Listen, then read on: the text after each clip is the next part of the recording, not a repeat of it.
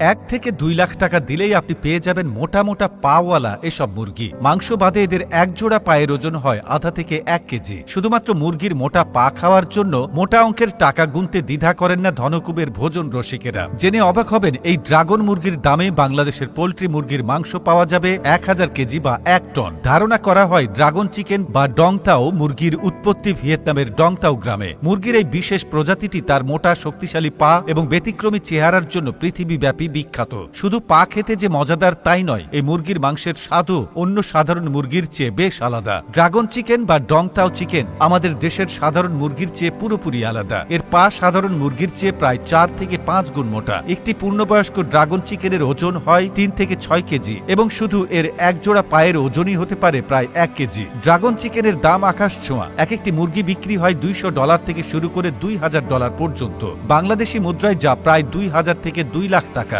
বিরল এই মুরগির দাম এত বেশি হওয়ার প্রধান কারণ কম উৎপাদন ক্ষমতা। এই মুরগি বড় হতে সময় লাগে 8 মাস থেকে 1 বছর। বছরে একজন চাষি গড়ে মাত্র 50 থেকে 100টি মুরগি উৎপাদন করতে পারেন। সংখ্যা বাড়াতে অনেক খামারি কৃত্রিম প্রজননের চেষ্টা করছেন। ড্রাগন চিকেন চাষ করা মোটেও সহজ নয়। এদের খাবার এবং যত্নে আলাদাভাবে সতর্ক নজর রাখা প্রয়োজন হয়। বিক্রির মাসখানেক আগে এই মুরগির পাগুলো আলাদাভাবে যত্নে রাখা হয়। লবণ এবং চা পাতার পানি দিয়ে পরিষ্কার করা হয় প্রায় প্রতিদিন। খেতে দেওয়া হয়